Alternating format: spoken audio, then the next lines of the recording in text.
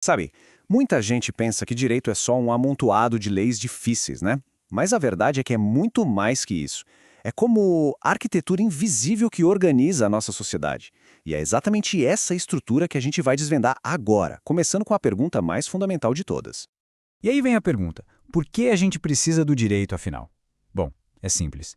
Tenta imaginar um mundo sem nenhuma regra. Seria um caos total, né? Pensa numa coisa bem do dia a dia: segurar a mão de uma criança para atravessar a rua. Isso é uma norma, uma regra básica de segurança.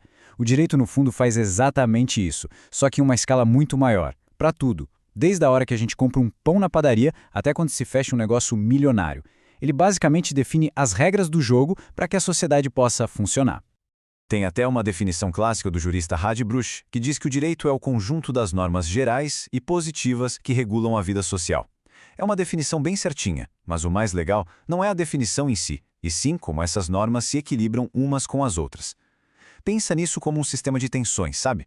E a primeira grande tensão, o primeiro equilíbrio que a gente vai ver, é uma questão bem filosófica. É aqui que a coisa começa a ficar interessante. A gente entra na primeira grande divisão. De um lado tá aquela ideia de justiça, uma coisa mais abstrata, sabe? Aquilo que a gente sente que é certo de uma forma universal. E do outro lado, a gente tem as leis, que estão lá, escritas no papel, nos códigos. É tipo a eterna briga entre o que a lei deveria ser e o que ela de fato é no nosso dia a dia.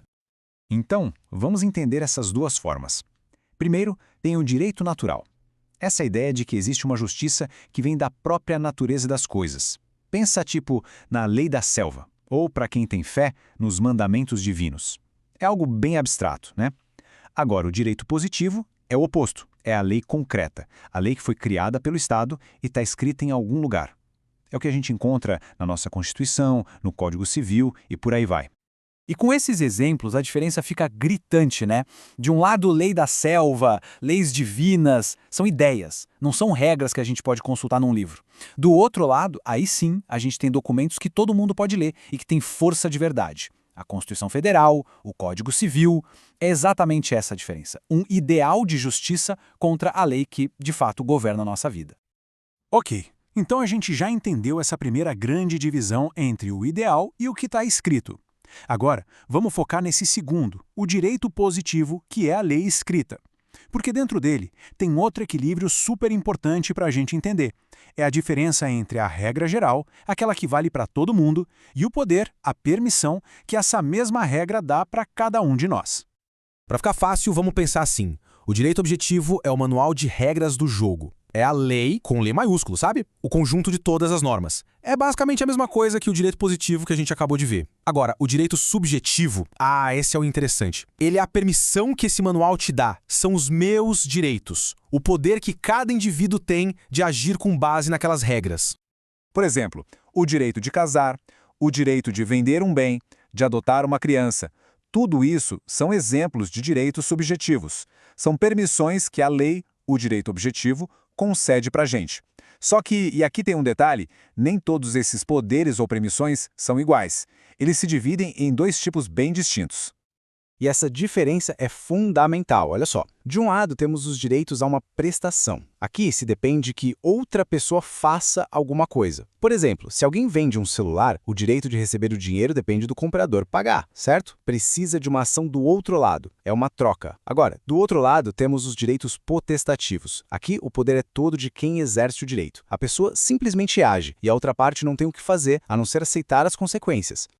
O divórcio é o exemplo perfeito disso. Não existe se recusar a dar o divórcio. Se um dos cônjuges entra com o pedido, está exercendo um direito potestativo. A outra pessoa não tem escolha, ela simplesmente se submete àquela decisão. Isso mostra bem o poder que esse tipo de direito tem. É uma coisa unilateral. Bom, e tudo isso nos traz ao nosso terceiro e último grande equilíbrio, o equilíbrio social. Aqui a gente muda um pouco o foco. A divisão agora não é mais sobre ideias abstratas ou sobre regras, mas sim sobre quem são os jogadores nesse tabuleiro. A balança pende para um lado quando o Estado entra na jogada com todo o seu poder e pende para o outro quando a relação é só entre nós, entre particulares. O X da questão aqui é o papel do Estado. Pensa bem, quando o Estado age com seu poder soberano, por exemplo, cobrando impostos ou definindo o que é crime, ele não está no mesmo nível que a gente, ele está numa posição de superioridade.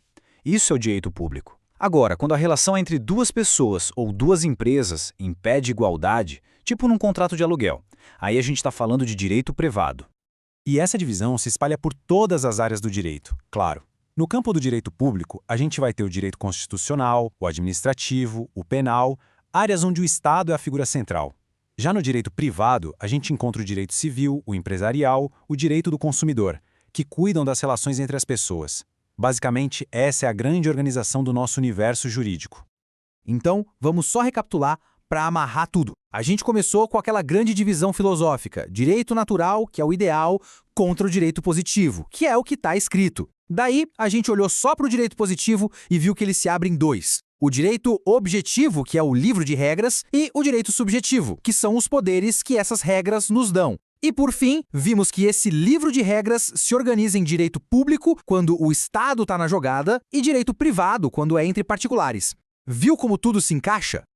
E a grande sacada é entender isso. O direito não é só uma lista de pode e não pode. Ele é um sistema dinâmico, cheio de equilíbrios.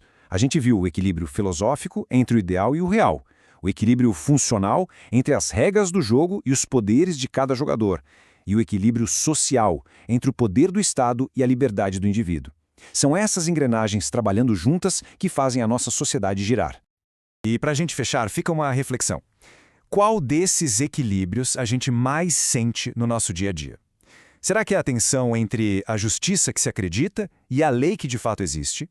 Ou será que é a balança entre as regras gerais e os direitos que podemos exercer? Ou, quem sabe, o cabo de guerra entre o poder do Estado e a nossa autonomia? Pensar nisso já é o primeiro passo para entender de verdade o mundo em que a gente vive.